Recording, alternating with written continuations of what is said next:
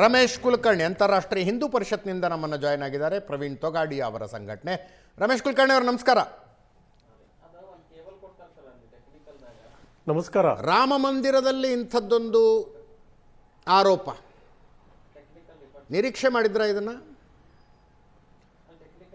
ಈ ದುಡ್ಡಿನ ಅಪರಾಧ ಈಗಿನಿಂದ ಅಲ್ಲ, ಒಂದಿಷ್ಟು ವ್ಯಕ್ತಿಗಳು ರಾಮ ಮಂದಿರ ಹೋರಾಟದ ಆರಂಭದಿಂದಲೂ ರಥಯಾತ್ರೆಯಿಂದಲೂ ನಡೀತಾ ಇದೆ ಅಂತ ಆರೋಪಗಳನ್ನು ಮಾಡ್ತಾ ಇದ್ದಾರೆ. ಅಲ್ಲ, ಆರೋಪಗಳನ್ನು ಯಾರು ಬೇಕಾದವರು ಮಾಡಬಹುದು. ಆರೋಪಗಳು ಮಾಡಲಿಕ್ಕೆ ಯಾರ ಬಾಯಿನೂ ಮುಚ್ಚಲಿಕ್ಕೆ ಸಾಧ್ಯ ಇಲ್ಲ. ಆದರೆ ಆರೋಪಗಳಿಗೆ ಸಾಕ್ಷಿ ಏನಾದರೂ ಇದ್ದರೆ ಯಾಕೆ ಅದನ್ನ ಇಟ್ಕೊಂಡು ಕೂತರು ಅಂತ ನಾನು ಕೇಳೋದು. ಈಗಿಂದಕ್ಕಂತೂ ಸಾಕ್ಷಿ ಅವತ್ತನೇ ಇದನ್ನು ಮಾಡಿ ಅವ್ರ ಸರ್ಕಾರನೇ ಈಗಂತೂ ಆಗಿದ್ದಕ್ಕೆ ಸಾಕ್ಷಿ ಇದೆ, ನಾನು ಒಪ್ತೀನಿ. ಇದರ ವಿಷಯದ ಬಗ್ಗೆನೂ ನಮ್ಮೆಲ್ಲ ಕಾರ್ಯಕರ್ತರಿಗೆ ಬಹಳ ದುಃಖ ಇದೆ.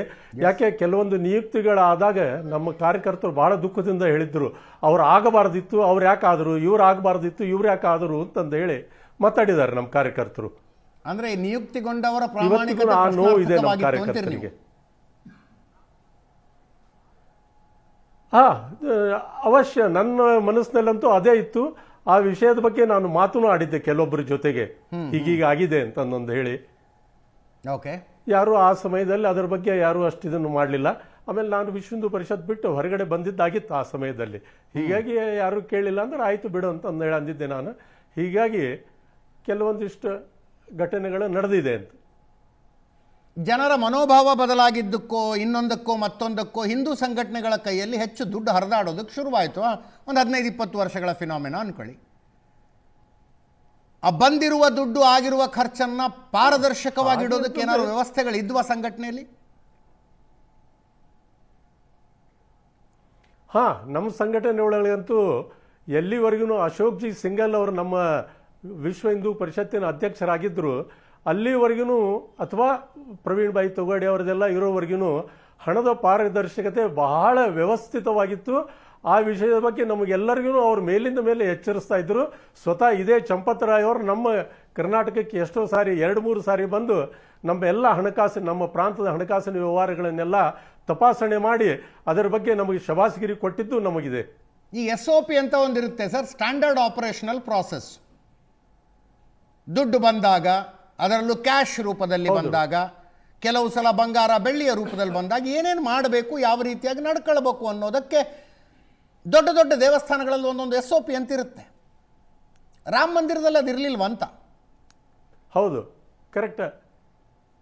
ರಾಮ ಮಂದಿರದಲ್ಲಿ ಅದೇ ಯಾರು ನಿಯುಕ್ತಿ ಆಗಿದ್ರು ಅವ್ರಿಗೆ ಈ ಥರದ ವ್ಯವಸ್ಥೆಗಳ ಬಗ್ಗೆ ಏನೂ ಮಾಹಿತಿನೂ ಇರಲಿಲ್ಲ ಅಂತ ನನಗೆ ಅನಿಸ್ತದೆ. ಯಾಕೆ ಇವರೆಲ್ಲರೂ ಬೇರೆ ರೀತಿಯಿಂದನೇ ಬಂದವರು, ಸಮಾಜದ ಕೆಲಸ ಮಾಡ್ತೀನಿ ಅಂತಂದೇಳಿ ಬಂದವರು ಅಲ್ಲಿಗೆ ಹೋಗ್ಬಿಟ್ಟಿದ್ದಾರೆ. ಚಂಪತರಾಯ್ ಅವರು ಅಗ್ದಿ ಸರಳ ಸಜ್ಜನ ವ್ಯಕ್ತಿ ನನ್ನ ಪ್ರಕಾರ. ಹೀಗಾಗಿ ಆ ವಿಷಯದಲ್ಲಿ ಅವ್ರಿಗೂ ಇದ್ರ ಬಗ್ಗೆ ಹೆಚ್ಚಿಗೆ ಮಾಹಿತಿ ಇರಲಿಲ್ಲ. ಕೇವಲ ರಾಮ ಮಂದಿರದ ಇತಿಹಾಸಗಳ ಬಗ್ಗೆ ಅವರು ಬಹಳ ವ್ಯವಸ್ಥಿತವಾಗಿ ಎಲ್ಲ ಕೂಡಿಸಿಟ್ಟಿದ್ರು. ಈ ಮಾತನ್ನು ಅಶೋಕ್ ಸಿಂಗಲ್ ಅವರು ನಮಗೆ 2-3 ಸಾರಿ ಹೇಳಿದ್ರು. ಹೀಗಾಗಿ ಈ ಬಗ್ಗೆ ಮಾಹಿತಿ ಇದೆ. ಅಶೋಕ್ ಸಿಂಗಲ್ ಅವರು ಬಹಳ ಸಾರಿ ಹೇಳ್ತಾ ಇದ್ದಾರೆ ಇದನ್ನೆಲ್ಲ, ಅವ್ರ ಕಡೆ ಎಲ್ಲ ರೆಕಾರ್ಡ್ಸ್ ಇದೆ, ಅವ್ರ ಹತ್ರ ಎಲ್ಲ ಮಾಹಿತಿ ಇದೆ ಅಂತಂದು ಹೇಳಿ. ಹೀಗೆ ಅಶೋಕ್ ಸಿಂಗಲ್ ಅವರು ಹೇಳಿದ್ದಂದ್ರೆ, ಅಯೋಧ್ಯೆಯ ರಾಮ ಮಂದಿರದ ಬಗ್ಗೆ ಪೂರ್ಣ ಇತಿಹಾಸ ಯಾರಿಗಾದರೂ ಬೇಕು ಅಂತಂದ್ರೆ ಅದು ಚಂಪತರಾಯ್ ಅವರ ಹತ್ರ ಇದೆ. ಅವರು ಪೂರ್ತಿ ಅಧ್ಯಯನ ಮಾಡಿ ಪ್ರತಿಯೊಂದನ್ನು ಇಂಚು ತಯಾರಿ ಮಾಡಿ ಇಟ್ಟುಕೊಂಡಿದ್ದಾರೆ. ಹೀಗಾಗಿ ಅವ್ರಿಗೂ ರಾಮ ಮಂದಿರದ ಬಗ್ಗೆ ಪೂರ್ತಿ ಮಾಹಿತಿ ಇದೆ. ನನಗೆ ಸಂಶಯ ಬಂದಾಗೂ ಚಂಪತರಾಯ್ ಅವರನ್ನೇ ಕೇಳ್ತೀನಿ ಅಂತ ಅಶೋಕ್ ಜಿ ಹೇಳ್ತಾ ಇರ್ತೀನಿ. ಚಂಪತರಾಯ್ ಅವರ ಹಣಕಾಸಿನ ವಿಷಯದಲ್ಲಿ ಹೆಂಗೆ ನೀವು ನೋಡಿದ ಪ್ರಕಾರ? ನಾನು 6-8 ವರ್ಷ ಅವ್ರ ಜೊತೆಗೆ ಬೈಠಕ್ನಲ್ಲಿ ಅಲ್ಲಿ ಇಲ್ಲಿ ಎಲ್ಲ ಕಡೆನೂ ಇರ್ತಿದ್ದೆ. ನಮ್ಮ ಪ್ರಾಂತಕ್ಕೂ ಬಹಳ ಸಾರಿ ಬಂದಿದ್ದಾರೆ. ಅವ್ರ ಜೊತೆಗೆ ಒಡನಾಟ ಇತ್ತು. ನಾನು ಅದೇ ಒಂದೇ ಮಾತಿನಲ್ಲಿ ಅವ್ರಿಗೆ ಹೇಳಬೇಕಂದ್ರೆ, ಸರಳ ಮತ್ತು ಸಜ್ಜನ ವ್ಯಕ್ತಿ. ಯಾವುದೇ ಈ ಥರದ ಡಾಂಬಿಕೆ ಅಥವಾ ಈ ಥರದ ವ್ಯವಹಾರದ ಜ್ಞಾನ ಇಲ್ಲದಂಥ ಮನುಷ್ಯ, ಸರಳ ವ್ಯಕ್ತಿ ಅಷ್ಟೇ. ಅವ್ಯವಹಾರ ಮಾಡುವಂಥದ್ದು ಅವ್ರ ತಲೆಯಲ್ಲಿ ಬಹಳ ನೋಡಿದ್ದೇ ಇಲ್ಲ ನಾನಂತೂ ಅವ್ರ ಬಗ್ಗೆ ಇದೆಲ್ಲ. ಆದರೆ ಅವ್ರು ಯಾವುದೋ ಒಂದು ಒತ್ತಡಕ್ಕೆ ಬಗ್ಗಿದ್ರು ಅಥವಾ ಯಾವ ಪ್ರೆಷರಿಗೆ ಅವ್ರು ಬಗ್ಗಿದ್ರು ಅಂತಂದು ಹೇಳಿ ನನಗೆ ಅರ್ಥ ಆಗ್ತಾ ಇಲ್ಲ. ಯಾಕೆ ಈ ಒಂದು ಒತ್ತಡ ಅಥವಾ ಒಂದು ಪ್ರೆಷರ್ ಏನು ಅವ್ರ ಮೇಲೆ ಬಂತು ಅಂತಂದೇಳಿ, ಇಲ್ಲ ಅಂದರೆ ಭಾಳ ಆ ಥರದ ಆಡಳಿತಾತ್ಮಕವಾಗಿ ಅವರು ಭಾಳ ಶ್ರದ್ಧೆಯಿಂದ ಭಾರಿ ಶಿಸ್ತಿನಿಂದ ನಡೆಸ್ತಾ ಇದ್ದರು ಸಂಘಟನೆಯಲ್ಲಿನೂ. ಅಲ್ಲ, ಬಟ್ ಅಖಿಲೇಶ್ ಯಾದವ್ ಹೇಳ್ತಾರೆ, ರಮೇಶ್ ಕುಲಕರ್ಣಿ ಅವರು, ಇಲ್ಲ ಅಯೋಧ್ಯೆಯಲ್ಲಿ ನಡೆದಿರ್ತಕ್ಕಂಥ ದೇಣಿಗೆ ಲೂಟಿಗೂ ಕರ್ನಾಟಕಕ್ಕೂ ಸಂಬಂಧ ಇದೆ ಅಂತ ಹೇಳ್ತಾರೆ ಅಖಿಲೇಶ್ ಯಾದವ್. ಸಾಧ್ಯ ಇದೆ, ಈ ಮಾತು ಸಾಧ್ಯ ಇದೆ. ಯಾಕಂತಂದ್ರೆ ಅಯೋಧ್ಯೆಯಲ್ಲೇ ರಾಮ ಮಂದಿರ ಸ್ಥಾಪನಾ ಆಗೋ ಸಮಯಕ್ಕೆ ಕರ್ನಾಟಕದಲ್ಲಿ ಎಷ್ಟೋ ಕೆಲವೊಂದಿಷ್ಟು ಆರ್ಡರ್ಸ್ ಇಲ್ಲಿ ಬಂದಿದ್ದು ಅಂತಂದೇಳಿ, ಧ್ವಜ ತಯಾರು ಮಾಡಲಿಕ್ಕೂ ಬ್ಯಾನರ್ ತಯಾರು ಮಾಡಲಿಕ್ಕೂ ಹೀಗೆಲ್ಲ ಲಕ್ಷಗಟ್ಟಲೆ ಕೋಟಿಗಟ್ಟಲೆ ವ್ಯವಹಾರದ್ದು ಇಲ್ಲೆಲ್ಲ ಬಂದಿದೆ ಅಂತಂದು ಹೇಳಿ ನನಗೆ ನನ್ನ ಕಾರ್ಯಕರ್ತರು ಮಾಹಿತಿ ಕೊಟ್ಟಿದ್ದು ನನಗೆ ನೆನಪಿದೆ ಇವತ್ತಿಗೂ. ಅಲ್ರಿ, ಈಗೇನು ಹುಂಡಿ ಹಣದಲ್ಲಿ ಹೇಳ್ತಿದ್ದಾರೆ ಅವರು. ಹುಂಡಿ ಹಣದ್ದು ಅಲ್ಲ, ಹುಂಡಿಯ ಹಣದ ಅಲ್ಲ, ಹುಂಡಿಯ ಹಣದಲ್ಲಿ ಅದರ ಬಗ್ಗೆ ಹೇಳಬೇಕಂತಂದ್ರೆ ನನ್ನ ಹತ್ರ ಆ ಥರದ್ದು ಯಾವುದೂ ಇಲ್ಲ. ಆದರೆ ಒಬ್ಬ ವ್ಯಕ್ತಿನ ನೋಡಿದ ತಕ್ಷಣ ಅಥವಾ ಒಬ್ಬ ವ್ಯಕ್ತಿ ಬಗ್ಗೆ ನೋಡಿ ಇದನ್ನು ಆದ ತಕ್ಷಣ ಅದು ಈ ಥರದ್ದು ಸರಳ ಆಗಿರಬಹುದು ಅಂತಂದು ಹೇಳಿ ಮನಸ್ಸಿಗೆ ಅನಿಸತ್ತೆ. ಹಾಂ, ಈ ಥರ ನಾನು ಅದೇ ಹೇಳಿದೆ, ಚಂಪತರ ಬಗ್ಗೆ ನನಗೆ ಪೂರ್ತಿ ವಿಶ್ವಾಸ ಇದೆ.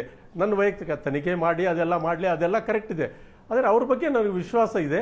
ಹಾಗೆ ಅದೇ ಥರ ನಾನು ಬೇರೆದವ್ರಿಗೆ ಹೇಳಲಿಕ್ಕೆ ನನ್ನ ಹತ್ರ ಇದು ಇಲ್ಲ. ಅಲ್ಲ, ಬಟ್ ರಮೇಶ್ ಕುಲಕರ್ಣಿ ಎಲ್ಲ ವಿಶ್ವ ಹಿಂದೂ ಪರಿಷತ್ತಲ್ಲೆಲ್ಲ ಹಿನ್ನೆಲೆಯಿಂದ ಬಂದವರು. ನನಗಿರೋ ಪ್ರಶ್ನೆ, ಸರಿಯಪ್ಪ, ನೀವು ಹೋರಾಟ ಮಾಡಿದ್ರಿ, ಅಯೋಧ್ಯೆಯ ಮಂದಿರ ಕಟ್ಟಿದ್ರಿ, ಬಟ್ ನೀವು ಒಳ್ಳೆ ಆಡಳಿತಗಾರರಲ್ಲ ಅನ್ನೋದು ಇದರಿಂದ ಸಾಬೀತಾಗಲಿಲ್ವಾ? ಪ್ರತಿಯೊಬ್ಬ ಹೋರಾಟಗಾರ ಒಳ್ಳೆಯ ಆಡಳಿತಗಾರ ಆಗ್ತಾನಂತಿರಲ್ಲ.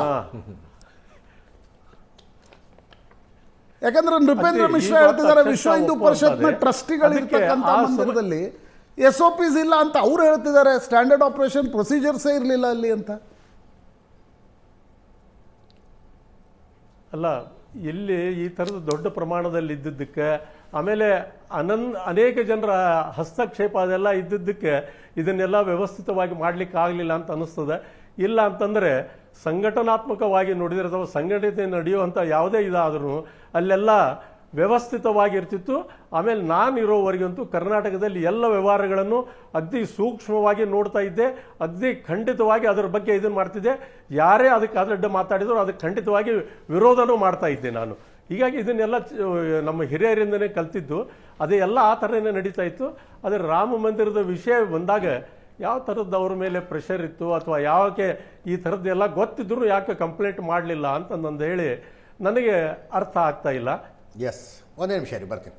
ರವೀಂದ್ರ ರೇಷ್ಮೆ ಸರ್, ರಾಮ ಮಂದಿರದ ಹೋರಾಟ, ರಾಮ ಮಂದಿರದ ಜಡ್ಜ್ಮೆಂಟು, ರಾಮ ಮಂದಿರ ನಿರ್ಮಾಣ, ಅದರ ಅಷ್ಟು ಕ್ರೆಡಿಟ್ ಬರಲಿ, ಬಟ್ ಅದಕ್ಕೆ ಸಂಬಂಧಿಸಿದ ಆರೋಪಗಳು ನಮಗೆ ಆಗೋದು ಬೇಡ ಅಂದ್ರೆ ಆಗೋದಿಲ್ಲ. ಈ ರಾಮ ಜನ್ಮಸ್ಥಾನ ಅನ್ನೋ ಸ್ಥಳ 500 ವರ್ಷಗಳ ನಂತರ ಇನ್ನೂ ವಿವಾದಗ್ರಸ್ತ ಸ್ಥಳವಾಗಿ ಮುಂದುವರಿತಾ ಇರೋದು ಒಂದು ವಿಪರ್ಯಾಸ, ನಮ್ಮ ಕಾಲದ ವಿಪರ್ಯಾಸ ಕಾಲಘಟ್ಟದಲ್ಲಿ. ಯಾಕಂದರೆ 1528ರಲ್ಲಿ ಯಾವಾಗ ಆ ಮೀರ್ ಬಾಕಿ ಅನ್ನೋ ಕಮಾಂಡರ್ ಇನ್ ಚೀಫ್ ಬಾಬರ್ನ ಮಹಾದಂಡನಾಯಕ ಬಾಬ್ರಿ ಮಸೀದೆ ಕಟ್ಟಿಸಿದ್ನೋ, ಆತ ಬಹುಶಃ ಅಲ್ಲಿ ಇದ್ದಿರಬಹುದಾದ ರಾಮ ಮಂದಿರವನ್ನು ಧ್ವಂಸ ಮಾಡಿದ್ನೋ ಅಥವಾ ದಶರಥನ ಅರಮನೆಯ ಕುರುಹುಗಳು ಏನೋ ಇದ್ವೇನೋ ಆ ಸ್ಥಾನಕ್ಕೆ ಮಾತ ಕಟ್ಟಿದ ಅಂತಲೂ. ಅದರಿಂದಾಗಿ ಎರಡೂ ಸಮುದಾಯಗಳ ಉದ್ದಕ್ಕೂ 500 ವರ್ಷಗಳ ಒಂದು ಸಂಘರ್ಷ ಇದ್ದೇ ಇತ್ತು. ಎರಡನೇ ವಿವಾದ ಆಗಿದ್ದು ಯಾವಾಗ ಡಿಸೆಂಬರ್ 6, 1992 ಅದನ್ನು ನೆಲಸಮ ಮಾಡಿದ್ರು. ಅವತ್ತೇನಾಯಿತು, ಬರೀ ನೆಲಸಮ ಮಾಡಿದ್ದಷ್ಟೇ ಅಲ್ಲ, ಇಸ್ಲಾಮಿಕ್ ಭಯೋತ್ಪಾದನೆಗೆ ಒಂಥರ ಸಮರ್ಥನೆ ಸಿಕ್ಬಿಡ್ತು ಆ ಘಟನೆಯಿಂದಾಗಿ. ಅದಾದ ನಂತರ ಸರಣಿ ಬಾಂಬ್ ದಾಳಿಗಳು ಇತ್ಯಾದಿಗಳೆಲ್ಲ ಜಾಸ್ತಿ ಆಗ್ತಾ ಹೋಗ್ಬಿಟ್ಟು ಅವ್ರಿಗೊಂದು ನೆಪ ಸಿಕ್ತು, ಅವ್ರು ನಮ್ಮ ಶ್ರದ್ಧಾ ಕೇಂದ್ರವನ್ನು ಇವ್ರು ಧ್ವಂಸ ಮಾಡಿಬಿಟ್ರಲ್ಲ ಅಂತಂದ್ಬಿಟ್ಟು.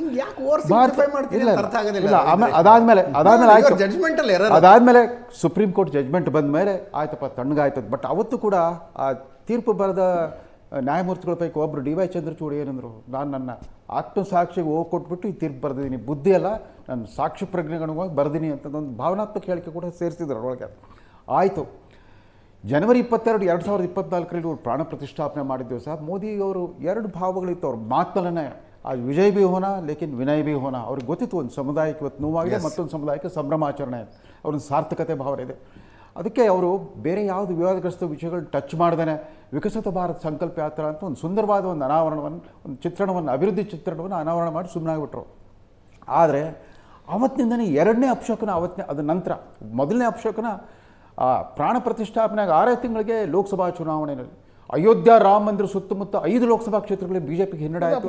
ಬಿಜೆಪಿ ಒಟ್ಟಾರೆ ಒಂದು ದೊಡ್ಡ ಸೆಟ್ ಬ್ಯಾಕ್ ಆಗಿದ್ದು ಉತ್ತರ ಪ್ರದೇಶದಲ್ಲಿ.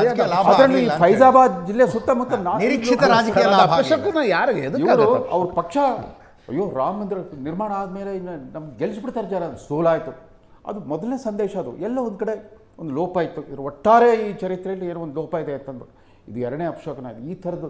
ನನಗೆ ಇನ್ನೊಂದು ಆಶ್ಚರ್ಯ ಅನಿಸುತ್ತೆ, ಯಾವ ನರೇಂದ್ರ ಮೋದಿಯವರು ನವೆಂಬರ್ 8, 2016 ನೋಟ್ ಬ್ಯಾನ್ ಮಾಡಿ ಇಡೀ ಪ್ರಪಂಚದ ಅತಿ ದೊಡ್ಡ ನಗದುರಹಿತ ವ್ಯವಹಾರವನ್ನು ತಂದರು, ಡಿಜಿಟಲ್ ಪೇಮೆಂಟ್ ವ್ಯವಸ್ಥೆಯನ್ನು ತಂದರು. ಯಾಕೆ ರಾಮ ಮಂದಿರದಲ್ಲಿ ಸ್ಕ್ಯಾನರ್ ಪೇಮೆಂಟ್ ವ್ಯವಸ್ಥೆ ತರಲಿಲ್ಲ ಅಂತ ದಕ್ಷಿಣಗೆ?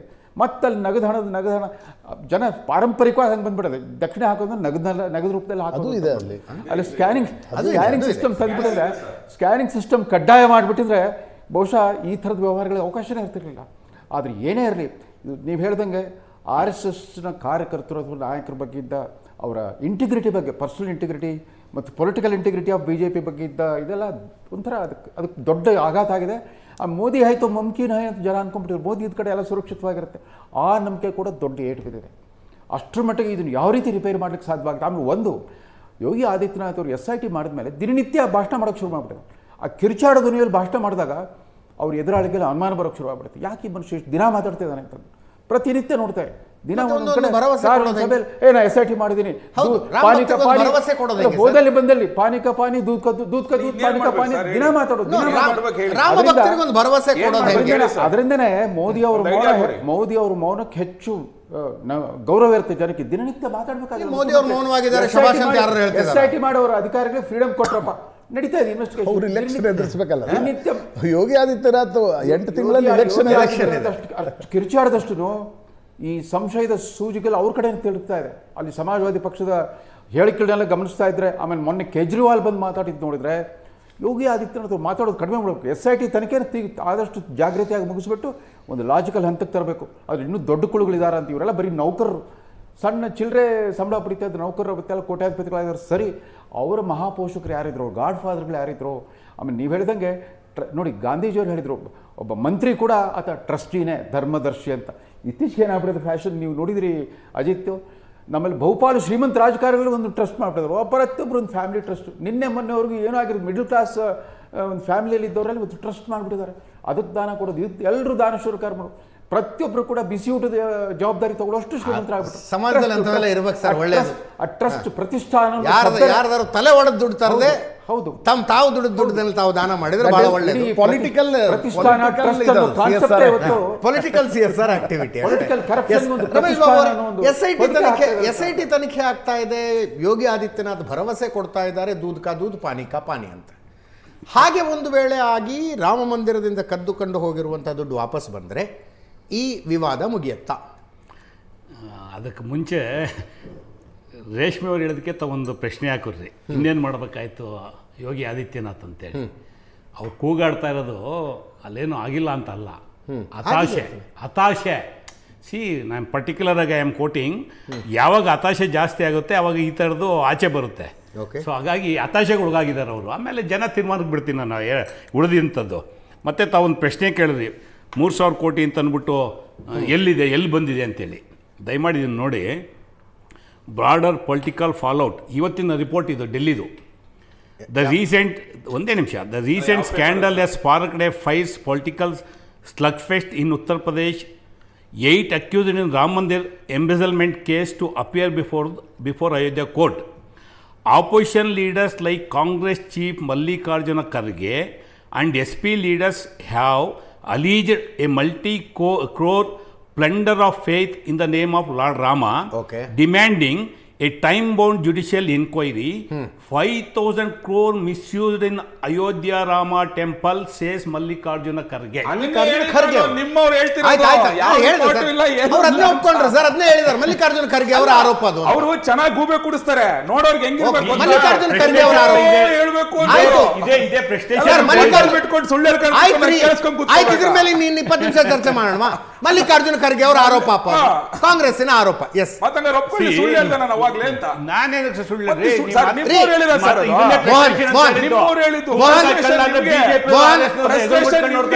ಫ್ರಸ್ಟ್ರೇಷನ್ ನಿಮ್ಗೆ, ನನಗೆ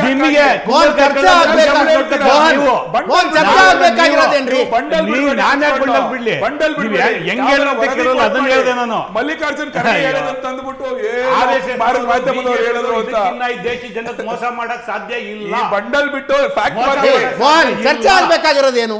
ಏನ್ ಚರ್ಚೆ ಆಗ್ಬೇಕಾಗಿದೆ? ಅಲ್ಲ, ಹಂಗಂತ ಅವ್ರು ಅವಾಗ ಹೇಳಿದ್ರು ಪಬ್ಲಿಕ್ ಡೊಮೇನ್ ನಲ್ಲಿ ಇದೆ ಅಂತ. ಪಬ್ಲಿಕ್ ಡೊಮೇನ್ ನಲ್ಲಿ ಹೆಂಗ್ ಬಂತು ಅಂತ ಈಗ ಹೇಳ್ತಾ ಇದ್ದಾರೆ. ಮಲ್ಲಿಕಾರ್ಜುನ್ ಖರ್ಗೆ ಅವರ ಆರೋಪ ಪಬ್ಲಿಕ್ ಡೊಮೇನ್ ನಲ್ಲಿ ಮತ್ತೆ ಹೇಳಿ, ಅವಾಗ ಸುಳ್ಳು ಹೇಳ್ದೆ ಅಂತ ಅವ್ರು.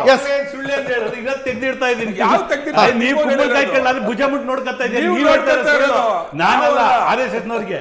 ಮತ್ತೆ ಇನ್ನೊಂದು ಕುಲಕರ್ಣಿ ಅವ್ರ ಬಗ್ಗೆ ನಾನು ನಮ್ಮ ಭಾಳ ಚೆನ್ನಾಗಿ ನಾತು ಅವರು 2 ಸಲ ಪೋಸ್ಟ್ ಮಾಡಿ ಇದನ್ನ ಕ್ರಾಸ್ ಎಕ್ಸಾಮಿನೇಷನ್ ಭಾಳ ಚೆನ್ನಾಗಿ ಮಾಡಿದ್ರು. ಕರ್ನಾಟಕಕ್ಕೆ ಸಂಬಂಧಪಟ್ಟಂತೆ ಆರೋಪ ಬಂದಿದೆ, ಏನು ಹೇಳ್ತಾರೆ ಭಾಳ ಕ್ಲಾರಿಟಿ ಕೊಟ್ಟು ಹೇಳಿದ್ರು. ಹೌದು ಇರ್ಬೋದು, ನನಗೆ ಅನುಮಾನ ಇದೆ ಅನ್ನೋ ಮಾತನ್ನ ಕುಲಕರ್ಣಿಯವರು ಭಾಳ ಸ್ಪಷ್ಟವಾಗಿ ಹೇಳಿದ್ರು. ಅಷ್ಟರ ಮಟ್ಟಿಗೆ ಅವ್ರಿಗೆ ಅಭಿನಂದನೆ ಹೇಳ್ತೀನಿ. ಅನುಮಾನಗಳೇ ಇರಲಿ, ಚರ್ಚೆ ಆಗ್ತಾ ಇದೆ. ಅಖಿಲೇಶ್ ಯಾದವ್ ಅವರು ಎತ್ತಿದ್ದಾರೆ, ಬಹುತೇಕ ಎಷ್ಟು ಸಮೇತವಾಗಿ ಆಚೆ ಬರುತ್ತೆ, ಚರ್ಚೆ ಆಗುತ್ತೆ, ಒಳ್ಳೆಯದು. ನೋಡಿ, ಅವರಾಗಲೇ ಮಾತಾಡ್ತಾ ಇರೋದು ಚರ್ಚಿನ ಬಗ್ಗೆ ಹೇಳಿದ್ರು. ನೋಡಿ, ಇವರಿಗೆ BJP ಅವರಿಗೆ RSSನವ್ರಿಗೆ ಸಂಘ ಪರಿವಾರದ ಏನು 35 ಸಂಘಟನೆಯವರು ಇದ್ದಾರೆ, ಅವ್ರಿಗೆ ಪಾಪ ಕಳೆದ 1-2 ತಿಂಗಳಿಂದ ಪ್ರಿಯಾಂಕಾ ಖರ್ಗೆ ಅವ್ರ ಹೆಸರು ಹೇಳಿದ್ರೆ ನಿದ್ದೆನೇ ಬರಲ್ಲ ಅವ್ರಿಗೆ, ಹಂಗಾಗಿದೆ ಪರಿಸ್ಥಿತಿ. ಕೇಳಬಾರ್ದು ಅವರು. ಅಲ್ಲ ಅದನ್ನೇ ಈಗ ಅಲ್ಲಿ ಯಾವ್ದೋ ಚರ್ಚ್ ವಿಷಯಕ್ಕೆ ಇವರೇ ಒಂದ್ ನಿಮಿಷ ಅಲ್ರಿ, ಒಂದು ಚರ್ಚ್ನಲ್ಲಿ 200-300 ಕೋಟಿ ರೂಪಾಯಿ ಅವ್ಯವಹಾರ ಆಗಿದೆ ಅಂತ ಆ ಚರ್ಚಿಗೆ ನಡೆದುಕೊಳ್ಳುವವರೇ ಬಂದು ಫ್ರೀಡಂ ಪಾರ್ಕ್ನಲ್ಲಿ ಪ್ರತಿಭಟನೆ ಮಾಡಿದಾಗ ಇದನ್ನು ತನಿಖೆ ಮಾಡಿಸಿ ಅಂತ ಹೇಳಿದ್ರೆ ನೀವು ಚರ್ಚ್ ಮೇಲೆ ಯಾಕೆ ಕಣ್ಣು? ಪ್ರಿಯಾಂಕ ಖರ್ಗೆ ಅವ್ರ ಮೇಲೆ ಕಣ್ಣಂತಲ್ಲಿ ಹೇಳ್ತಾ ಇಲ್ಲ, ಪ್ರಿಯಾಂಕ ಖರ್ಗೆ ಅವ್ರ ಹೆಸರು ತಂದಿದ್ದು ಕೇಳ್ತಾ ಇದ್ದೀನಿ. ಚರ್ಚ್ ಅವ್ರು ಮಾಡಿದ್ರು ಎನ್ಕ್ವೈರಿ ಆಗುತ್ತೆ, ಧರ್ಮಸ್ಥಳವ್ರು ಮಾಡಿದ್ರು ಎನ್ಕ್ವೈರಿ ಆಗುತ್ತೆ, ಇನ್ನೊಬ್ಬರು ಮಾಡಿದ್ರು ಎನ್ಕ್ವೈರಿ ಆಗುತ್ತೆ. ಒಂದ್ ನಿಮಿಷ ಸರ್, ಕರ್ನಾಟಕದಲ್ಲಿ ಸಮರ್ಥವಾದಂಥ ಗೃಹ ಸಚಿವರನ್ನ ಇಟ್ಕೊಂಡಿದ್ದೀವಿ, ನಾವು ಎನ್ಕ್ವೈರಿ ಮಾಡ್ತೀವಿ. ಪ್ರಶ್ನೆ ಇರೋದು ಇವತ್ತು ಅಲ್ಲಿ ನಡೀತಾ ಇರ್ತಕ್ಕಂಥ ಚರ್ಚೆ. ನಾತವ್ರು ಅದನ್ನೇ ಹೇಳಿದ್ದು. ಇಷ್ಟೆಲ್ಲ ಒಂದು ಅವ್ಯವಹಾರದ ಆರೋಪ ಬಂದಾಗ ಅಟ್ಲೀಸ್ಟ್ ನೀವು ಅದನ್ನು ಪಾರದರ್ಶಕವಾಗಿ ಅದ್ರ ಮೇಲೆ ಚರ್ಚೆ ಆಗೋದಕ್ಕೆ ಅವಕಾಶ ಕೊಡಿ ಅನ್ನೋ ಮಾತನ್ನ ಅವ್ರ ಚರ್ಚೆಯಲ್ಲಿ ಹೇಳ್ತಾ ಇದ್ದಾರೆ. ಇವತ್ತು ಇಡೀ ಜನ ಒಂದು ನಂಬಿಕೆಗೆ ಅನುಗುಣವಾಗಿ ಅಲ್ಲಿ ಕೊಟ್ಟಿರ್ತಕ್ಕಂಥ ಹಣ, ಅದಕ್ಕೆ ನಾನು ಕೋಟ್ ಮಾಡಿದ್ದು, 1990ಇಂದ ಇಲ್ಲಿವರೆಗೆ ಸುಮಾರು 36 ವರ್ಷ ನಾನಾ ರೂಪದಲ್ಲಿ ದೇಣಿಗೆ ಮತ್ತೊಂದು ಬಂದಿದೆ. ಯಾರು ಲೆಕ್ಕ ಇಟ್ಕೊಳ್ಳಲ್ಲ. ಅಲ್ಲಿ ನಾವು ಕೊಟ್ಟಾಗ ಎಷ್ಟು ಕೊಟ್ಟಿದ್ದೀವಿ, ಏನು ಕೊಟ್ಟಿಲ್ಲ ಲೆಕ್ಕ ಇಟ್ಕೊಳ್ಳಲ್ಲ. ಪ್ರಶ್ನೆ ಇರ್ತಕ್ಕಂಥದ್ದು, ಜನರ ನಂಬಿಕೆಗೆ ಅನುಗುಣವಾಗಿ ಕೇಂದ್ರ ಸರ್ಕಾರ, ರಾಜ್ಯ ಸರ್ಕಾರಗಳು ಇವತ್ತು ಯಾಕೆ ಮಾಡಬೇಕಾಗಿದೆ? ಅವರು ಅದನ್ನು ಹೇಳ್ತಾ ಇದ್ದಾರೆ. ಅಲ್ಲಿ ವಿಶ್ವ ಹಿಂದೂ ಪರಿಷತ್ನವರು ಅಲ್ಲಿ ಟ್ರಸ್ಟಲ್ಲಿದ್ದಾರೆ, ಸಂಘ ಪರಿವಾರದಲ್ಲಿ ಸಂಪರ್ಕ ಇದ್ದವರು ಆ ಟ್ರಸ್ಟಲ್ಲಿದ್ದಾರೆ. ಇಲ್ಲಿ ಇದಾಗಿದೆ, ತನಿಖೆ ಮಾಡ್ರಿ ಅಂದರೆ ಹೋಮ್ ಮಿನಿಸ್ಟರ್ ಮೇಲೆ ಆರೋಪ ಮಾಡೋದು, ಇನ್ಯಾವುದೋ ಧರ್ಮಸ್ಥಳದ ಪ್ರಸ್ತಾಪ ಮಾಡೋದು, ಇದನ್ನೇ ಹೇಳೋದು ಪಲಾಯನವಾದ ಅಂತೇಳಿ. ನೀವು ಇಲ್ಲಿ ಬಂದಿರ್ತಕ್ಕಂಥ ಅನುಮಾನ ನಮ್ಮ ಮೇಲೆ ಇದ್ರೆ ಚರ್ಚೆ ಆಗಲಿ, ಕಾಂಗ್ರೆಸ್ನವ್ರ ಮೇಲೆ ಇರೋ ನಮ್ಮ ಬೇಡ ಅಂತ ಹೇಳಲ್ಲ. ಸಾರ್ವಜನಿಕ ಹಿತದೃಷ್ಟಿಯಿಂದ ಇವತ್ತೇನು ಚರ್ಚೆ ಆಗ್ತಾ ಇದೆ, ರಾಮ ಮಂದಿರ ಅನ್ನೋದು ಒಂದಿದು.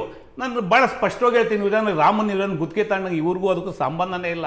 ರಾಜಕೀಯವಾಗಿ ಇವ್ರು ಉಪಯೋಗಿಸ್ಕೊತಾ ಇದ್ದಾರೆ.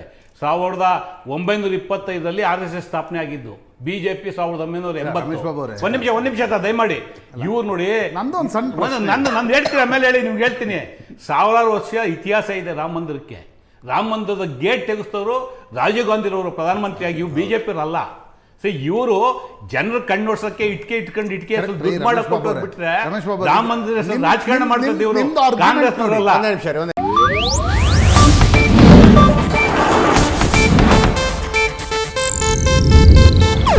ಇದು ಏಷ್ಯಾನೆಟ್ ನ್ಯೂಸ್ ನೆಟ್ವರ್ಕ್ ಪ್ರಸ್ತುತಿ.